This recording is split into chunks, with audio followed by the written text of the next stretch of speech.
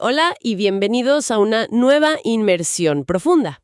Hoy tenemos sobre la mesa un tema verdaderamente fascinante y que de hecho está redefiniendo la manera en que entendemos el ciclo de la vida en nuestra sociedad. Hola, ¿qué tal? Sí, es un cambio de paradigma brutal. Totalmente. Vamos a sumergirnos de lleno en la planificación financiera y las estrategias de retiro, pero desde una perspectiva muy específica y cada vez más común, la de las personas solteras o las parejas que han tomado la decisión consciente de no tener descendencia. Ajá. Los llamados DINKs o simplemente personas sin hijos por elección. Exacto. Y para este análisis a fondo, contamos con una pila de notas que extraen el núcleo de dos textos sumamente interesantes. El primero es, digamos, una narrativa casi cinematográfica. Se titula El dilema de Dino, asegurando un futuro sin hijos, que explora todo este concepto del retiro a través de una historia muy, muy vivida. Es una lectura muy reveladora. Sí. Y el segundo material es una guía mucho más pragmática llamada El camino independiente, estrategias de retiro para los sin hijos. Esta está centrada por completo en la autosuficiencia. El objetivo de nuestra exploración de hoy es desempacar cómo la decisión de no sumar integrantes a la familia transforma la idea misma de la vejez. Claro, porque históricamente el retiro ha sido visto casi como un asunto de la red familiar. Tal cual. Y hoy veremos cómo pasa de eso a convertirse en un proyecto de absoluta libertad personal y de una dignidad financiera inquebrantable. Ok, vamos a desempacar esto.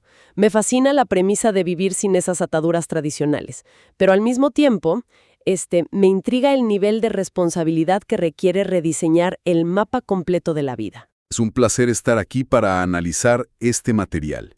Lo fascinante aquí es que la falta de dependientes económicos directos, como los hijos, exige un rediseño total y absoluto de las redes de seguridad personal. Sí, no es solo tener más dinero para gastar el fin de semana. Exactamente.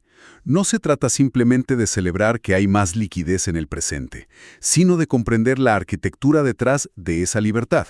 La ausencia de esa red de apoyo familiar tradicional en el futuro requiere construir una infraestructura financiera propia, una que sea sólida y a prueba de imprevistos. A lo largo de esta charla, va a quedar muy claro que las decisiones financieras deben ser tan intencionales, o incluso más, que la decisión misma de no tener descendencia. Definitivamente. Y para ilustrar ese contraste entre el presente y el futuro, la historia de El dilema de Dino nos sitúa de golpe en un escenario espectacular. Monedópolis. Ajá, nos traslada a este lugar llamado Monedópolis. Aquí conocemos a Dino Coiner y a su novia, quienes básicamente están viviendo el sueño. Tienen este estilo de vida de doble ingreso y sin hijos que genera, una mezcla de admiración y, seamos honestos, un poco de envidia. Totalmente comprensible. Es que hablamos de una libertad casi absoluta. La narrativa los describe planeando una escapada a Japón casi de la noche a la mañana. Sus semanas transcurren entre cenas de degustación en los lugares más exclusivos de Monedópolis y viven en un departamento inteligente que parece sacado de una revista de diseño. Para ellos el concepto de restricción simplemente no existe. No hay colegiaturas. Cero colegiaturas, no hay fondos universitarios que alimentar, no hay horarios de guardería que cumplir, se perciben a sí mismos como el equipo perfecto y sienten que el mundo les pertenece. Y claro, la energía que proyectan es de un éxito absoluto. Pero ahí es donde entra la trampa del presente. Exacto, porque justo cuando están frente a la computadora decidiendo si hacer un upgrade a clase ejecutiva para ese vuelo a Tokio, hace su aparición un personaje interesantísimo. El famoso fisquillo. Sí, se materializa una especie de voz en sus cabezas, este ente al que el relato llama fisquillo, y se pone a juguetear con los boletos de avión. Este personaje representa la gratificación inmediata en su máxima expresión. Fisquillo es una brillante personificación del sesgo del presentismo. Es esa voz que todos hemos escuchado alguna vez, la que nos empuja a priorizar el placer de hoy sobre una seguridad abstracta del mañana. Claro. Y en el caso de las personas sin hijos, ese sesgo se amplifica de una manera muy particular. Pero espera, tengo que jugar un poco al abogado del diablo aquí. Porque para quienes nos escuchan y están en esa situación, el argumento de Fisquillo es letalmente lógico. A ver. Se acerca con una voz muy melosa, muy persuasiva y le susurra: ¿para qué amarrarse a un plan personal de retiro ahora mismo? Y si lo pensamos fríamente, ataca justo donde tiene sentido. Con la vitalidad actual. Ajá, les recuerda que tienen salud, que ganan muy bien, que son exitosos y que no tendrán hijos que los cuiden en la vejez. Su lógica es, dado todo esto, es mejor gastarse todo el dinero hoy, mejorar esos asientos a clase ejecutiva antes de que sea tarde. ¿Dónde está la línea entre disfrutar genuinamente el estilo de vida sin hijos y caer en la irresponsabilidad absoluta? Porque la verdad, Fisquillo suena bastante razonable. Suena razonable porque opera sobre una ilusión muy específica que afecta a este grupo demográfico. Es vital desmenuzar esta mentalidad. La ausencia de hijos crea una doble ilusión óptica. Por un lado está la ilusión de la eterna juventud. O sea, ¿la falta de espejos generacionales? Exactamente. Quienes son padres ven crecer a sus hijos. La ropa les deja de quedar, pasan de la primaria a la secundaria, y esos son marcadores generacionales innegables que evidencian el paso del tiempo. Sin esos marcadores en casa, es muy fácil para una pareja sentir que siempre tendrán 30 y tantos años. El tiempo parece congelarse. ¡Wow! Sí. Y por otro lado, está la ilusión de la liquidez infinita. Como sobra dinero a fin de mes, el cerebro asume que esa condición es permanente. Fisquillo ocultan magistralmente que la ausencia de descendencia no elimina la vejez, ni la enfermedad, ni la vulnerabilidad. Simplemente elimina el plan de contingencia por defecto que las sociedades han usado por siglos. Aquí es donde se pone realmente interesante, porque la narrativa no permite que Dino se quede en esa comodidad. Mientras se ríe de las ocurrencias de Fisquillo, tentado a comprar esos boletos carísimos, la pantalla de su laptop se oscurece por un segundo. Un baño de realidad. Un baño de agua helada. En ese reflejo negro, Dino no ve su rostro actual, sino una proyección brutal a 40 años en el futuro. Es una imagen que hiela la sangre. Ve a su equipo perfecto totalmente quebrado. En esa visión, uno de los dos ha sufrido un accidente o una enfermedad grave. Y el otro está colapsando. Sí, el otro miembro de la pareja está ahí intentando sostenerlo todo, luchando desesperadamente por cubrir los gastos médicos. Pero el nivel de agotamiento en su rostro es desgarrador. Las cuentas médicas han devorado todo. Esos ahorros que tenían invertidos a corto plazo, jugando al trading para viajes rápidos, se han esfumado en un par de meses. ¿Es que el trading no es un plan de salud a largo plazo? Para nada. Y lo peor es que no hay una red familiar a la cual llamar. No hay hijos a las puertas del hospital para turnarse en las madrugadas. Queda el amor, sí, intacto, pero el capital y la energía vital se han extinguido por completo. Esa escena es un choque de realidad necesario en el relato. Rompe con la narrativa romántica del presente infinito y muestra la fragilidad humana en su estado más puro. Cuando no hay una tribu extendida que absorba el golpe de una tragedia médica o del simple deterioro por la edad, el impacto recae exclusivamente en la pareja o en el individuo si es soltero. Es aterrador pensarlo así. Lo es. Y es en este punto de máxima tensión donde entra la solución técnica, encarnada en el otro personaje clave. Exacto. Justo cuando esa visión asfixiante está a punto de paralizar a Dino, la habitación se ilumina con un resplandor magenta y aparece Valente Segura. Este personaje entra con una calma absoluta y proyecta en el aire un esquema de protección mutua. Una figura de autoridad financiera. Totalmente. Y lanza una declaración con una analogía que me parece brillante. Valente dice, el amor es el motor, sin duda, pero un plan personal de retiro, con seguro de invalidez, es el chasis que evitará que el vehículo se desmorone cuando lleguen los baches inesperados de la vida. Esa analogía del chasis es fundamental para entender la mecánica de la autosuficiencia financiera. De hecho, esto conecta directamente con la guía pragmática que estamos analizando, el camino independiente.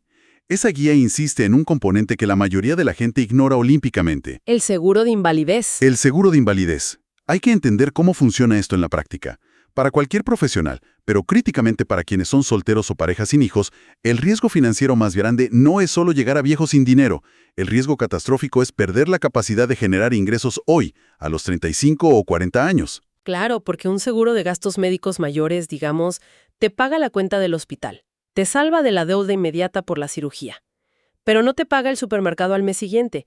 Si Dino pierde la capacidad de trabajar, el ingreso de ese hogar se corta a la mitad, o a cero si fuera soltero. Exactamente. Un seguro de invalidez es en realidad un seguro de protección de ingresos. Funciona reemplazando un porcentaje significativo de tu sueldo mensual si una enfermedad o accidente te impide trabajar. Si ocurriera lo que Dino vio en esa pantalla, este instrumento garantiza que el flujo de efectivo siga entrando a la cuenta bancaria. O sea, paga la renta, paga la comida. Paga la renta, paga la comida y, lo más crucial, sigue fondeando el plan personal de retiro. Evita que la pareja sana tenga que sacrificar su propia carrera y su salud mental tratando de convertirse en cuidador y proveedor simultáneamente. Es un muro de contención absoluto. Esa explicación técnica desarma por completo el argumento de Fisquillo. Pero esto me lleva a pensar en algo mucho más profundo. Si dejamos de lado la historia de Dino por un momento y nos metemos en las estrategias de la segunda lectura, hay un cambio de paradigma brutal y tiene que ver con romper el tabú de la vejez. Es un tema espinoso en nuestra cultura. Muy espinoso. Tradicionalmente en América Latina, hablar de envejecer es incómodo, se evita a toda costa. Pero este guía lo pone bajo un reflector gigante y dice, bueno, hablemos de esto. Esto plantea un análisis importante a nivel cultural. Un dato clave que resalta la fuente es que, históricamente en México y en muchos países de la región, los hijos eran considerados el plan de retiro. La estructura familiar funcionaba de facto como el sistema de pensiones y cuidados. ¿La famosa red familiar? Así es. La expectativa tácita era que al llegar la vulnerabilidad, los hijos asumirían el rol de cuidadores. El cuidado físico, el soporte emocional y muchísimas veces el rescate financiero recaían sobre la descendencia. Un momento. Cuidado físico, emocional y financiero. Cuando lo pones en esas palabras, es una carga monumental para un ser humano. Y creo que es precisamente esa expectativa la que las personas sin hijos están desmantelando de raíz. Al decidir no tener descendencia, se ven obligados a buscar un sustituto funcional para esa red. Y el sustituto no es emocional, es financiero. Aquí es donde el plan personal de retiro adquiere una dimensión completamente diferente. Ya no es solo una cuenta de inversión aburrida o un trámite fiscal. Se convierte en la prefinanciación de una familia sustituta. Qué fuerte suena eso. Pero es la realidad. Al no haber herederos directos que vayan a turnarse para cuidarte, el PPR es el mecanismo matemático exacto que garantiza poder pagar cuidados profesionales. Garantiza el acceso a una casa de retiro de alta calidad o asistencia médica privada en casa sin ser una carga para nadie ni depender de favores. Es sumamente empoderador. Cambia toda la narrativa de la vulnerabilidad. Pasas de la ansiedad de pensar ¿quién me va a cuidar? A la certeza de cómo voy a financiar mi propio cuidado. Le da a la situación un giro de dignidad y de independencia absoluta. ¿Qué destaca al pensar en esta independencia? Para la audiencia es reflexionar sobre lo que significa llegar a los 80 años sabiendo que tu economía es tan sólida que tú dictas tus propios términos de cuidado. Es el control definitivo sobre las propias circunstancias. Y fíjate cómo esa misma independencia genera un concepto maravilloso que las fuentes denominan libertad de movimiento. Me entusiasma muchísimo ese concepto, la libertad geográfica, porque cuando pensamos en el retiro tradicional, la imagen mental automática es la de los abuelos viviendo en la misma ciudad de siempre, quizás mudándose un poco más cerca del distrito escolar de los nietos para poder ir a sus festivales o ayudar a recogerlos. Sus vidas siguen orbitando alrededor de la logística de la familia extendida. Exacto. Pero las fuentes indican que un soltero o una pareja con un PP sólido tiene capital portátil. Capital portátil, sí. Esto significa que no están atados a la ubicación de una familia. Tienen la flexibilidad absoluta de retirarse en otra ciudad o incluso en otro país. Si quieren irse a una playa en el Caribe o a un pueblo en Europa, pueden hacerlo. Si conectamos esto con el panorama general de las finanzas, descubrimos que la movilidad es solo una cara de la moneda. Hay una pregunta inevitable que siempre surge cuando hablamos de esto. Si una persona pasa 40 años construyendo este chasis financiero y no hay hijos, ¿qué pasa con todo el dinero acumulado al final? El gran mito de la herencia. El mito de que hacer patrimonio solo vale la pena si vas a dejar un apellido. La ausencia de hijos no significa que el esfuerzo se evapore. Las fuentes detallan opciones fascinantes sobre esto. Las personas sin hijos tienen lo que llamamos herencia por elección, no por obligación. Es un lienzo en blanco formidable. Exacto. Pueden designar como beneficiarios a quienes ellos decidan, padres, si las generaciones se cruzan, hermanos, asegurar la educación de los sobrinos. O incluso llevarlo más allá del círculo consanguíneo. Pueden hacer que su esfuerzo trascienda apoyando una causa social. crear un fondo para una ONG, financiar investigación, proteger el medio ambiente. Es decidir con precisión cuál será la huella que dejas en el mundo. Convierte el patrimonio en una herramienta de impacto. Y esto nos lleva al gancho definitivo que resume todo este modelo. Vivir sin descendencia y sin deudas permite diseñar una estrategia milimétrica para asegurar que la etapa de la vejez sea tan libre e independiente como lo es el presente vibrante. Es construir ese puente seguro desde las cenas de hoy hasta la tranquilidad de mañana. Así es. Entonces, recapitulando rápidamente las lecciones extraídas de las fuentes. Queda clarísimo que no tener hijos ofrece una enorme libertad presente. Como esas idas a los restaurantes en Monedópolis y los viajes espontáneos a Japón de los que hablábamos. Una gran ventaja de flujo de efectivo. Sí, pero para mantener esa libertad en el futuro y no terminar en la pesadilla del reflejo oscuro en la pantalla, se debe reemplazar el plan de retiro familiar tradicional con un PPR robusto y, fundamentalmente, un seguro de invalidez. Esa es la síntesis perfecta. La reflexión final que nos deja este análisis es sobre el valor real de la planificación. El dinero no es solo moneda de cambio o un número en una aplicación. Es una herramienta crítica para comprar dignidad, portabilidad y cuidado profesional cuando más se necesita. Planificar de esta manera es el máximo acto de autocuidado. ¡Qué forma tan poderosa de encuadrarlo! Para cerrar, quiero dejar una idea nueva para que la audiencia reflexione por su cuenta. Una idea que surge de todo esto, pero va un poco más allá. A ver, Si la independencia financiera a través de instrumentos privados, como los PPRs, reemplaza por completo a la estructura de cuidado familiar tradicional, ¿cómo cambiará esto la arquitectura y el tejido social de las ciudades del futuro cuando generaciones enteras envejezcan con mucho capital pero sin descendencia que habite o mantenga esas mismas ciudades? ¿Veremos metrópolis transformarse en complejos urbanos dedicados exclusivamente a la economía de la longevidad? Es una perspectiva que nos obliga a repensar el mundo que viene. es una gran pregunta para dejar sobre la mesa. El impacto a nivel urbano será innegable. Ha sido una charla espectacular, llena de ángulos inesperados sobre decisiones de vida que moldean nuestra sociedad hoy en día. Nos despedimos cordialmente por ahora, como siempre, manteniendo esa curiosidad por cuestionar el mundo que nos rodea. Hasta la próxima.